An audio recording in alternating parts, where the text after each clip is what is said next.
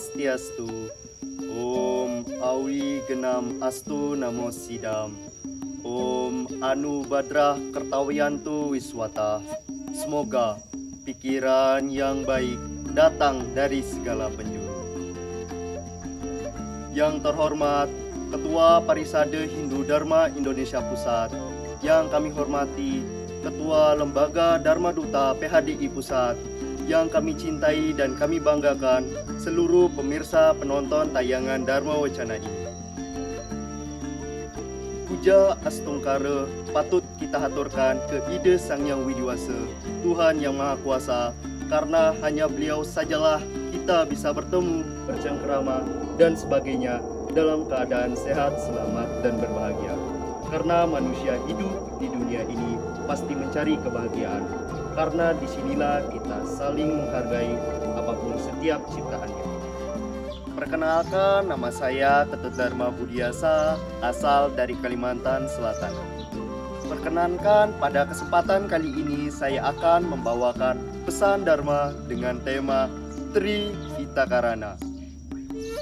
Tri Hitakarana merupakan konsep atau ajaran agama Hindu yang selalu menitik beratkan bagaimana manusia bisa hidup berdampingan, saling nyapa, tanpa sedikit amarah, penuh toleransi, dan penuh kedamaian.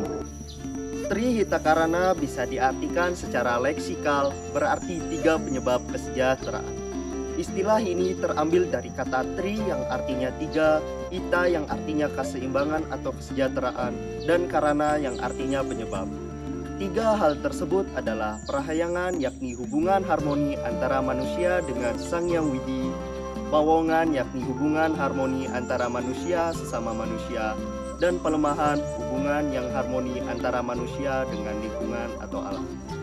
Jika kita lihat lebih jauh, maka unsur-unsur dari Tri Hitakarana ini meliputi Sang Yang Jagatkarana, Tuhan Yang Maha Esa, buana, alam, dan manusia. Unsur-unsur Tri Hitakarana itu terdapat dalam kitab suci Bhagavad Gita, Adhyaya 3, Sloka 10. Sahayatsna Raja Stristva Purawaca Prajapati Anena Prasa Siswa Devan Desawosistivaka-madu. Pada zaman dahulu, Prajapati menciptakan manusia dengan yatsnya dan bersabda, "Dengan ini engkau akan berkembang dan akan jadi kamaduk dari keinginanmu." Umat Hindu sedharma yang berbahagia tersirat di dalam sloka tersebut menyampaikan bahwa kita sebagai manusia adalah insan yang diciptakan dengan sabda, bayu, serta idem.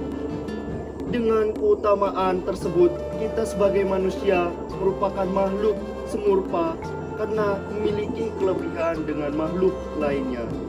Oleh karena itu, disampaikan bahwa engkau akan berkembang dan akan menjadi kamaduk dari keinginanmu.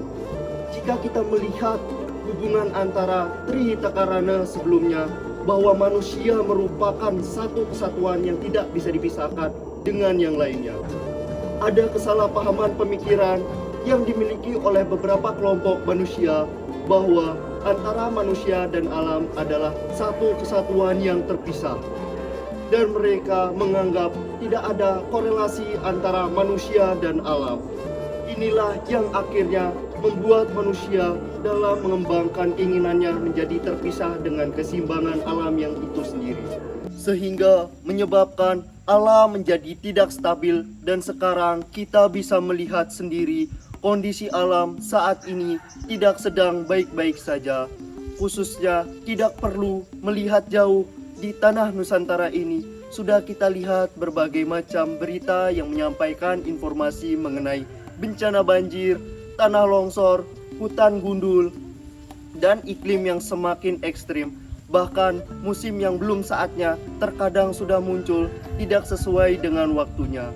Manusia dan alam di dalam ajaran agama Hindu disebut sebagai Buana Alit dan Buana Abu. Kedua aspek tersebut dalam penciptaannya sama-sama diliputi oleh kesadaran dan unsur Panca Mahabhuta. Oleh karena itu, sangat keliru jika kita merasa jauh dengan alam. Karena apa yang kita tanam, itulah yang akan kita tuai di dalam siklus hukum reta semesta. Umat sedharma berbahagia, kondisi alam kita saat ini adalah cermin dari kondisi manusia pada umumnya. Menjadi seimbang adalah proses yang panjang karena butuh perjuangan dan persatuan antar umat manusia dalam menjaga bumi yang kita pijak saat ini. Mari kita kembali menjaga ajaran dari para leluhur kita dan ajaran pada suci sastra Hindu, yakni dengan jaga keharmonisan antara Tuhan, manusia, dan alam. Penerapan Trihita Karana dalam kehidupan umat Hindu, jika kita kaitkan dengan Pancayatnya, yakni hubungan antara manusia dengan Tuhannya, yang diwujudkan dengan Dewayatnya, hubungan manusia dengan alam lingkungannya, yang diwujudkan dengan Bhutayatnya, sedangkan hubungan antara manusia dengan sesamanya diwujudkan dengan Pitra Resi Manusiayatnya. Menjaga keharmonisan perairangan, yakni manusia menyembah atau memuja kepada Tuhan, disebabkan oleh sifat-sifat satwika, kebijakan yang dimilikinya. Rasa bakti pada sujud Tuhan timbul dalam hati manusia oleh Sang Yang Widi, Maha Ada, Maha Kuasa, Maha Pengasih, Maha Pelimpah kasih sayang dan kebijakan pada ciptaannya. Karena hal tersebut, maka satu-satunya cara yang dapat kita lakukan kepadanya hanyalah dengan jalan mengaturkan bakti dan serada yang setinggi-tingginya. Di samping itu, rasa bakti kita kepada Ida Sang Yang Widiwasa, Tuhan Yang Maha Esa, itu timbul dalam hati manusia, yaitu sembah puji-pujian, doa penyerah diri, rasa rendah hati, dan rasa berkorban untuk kebajikan.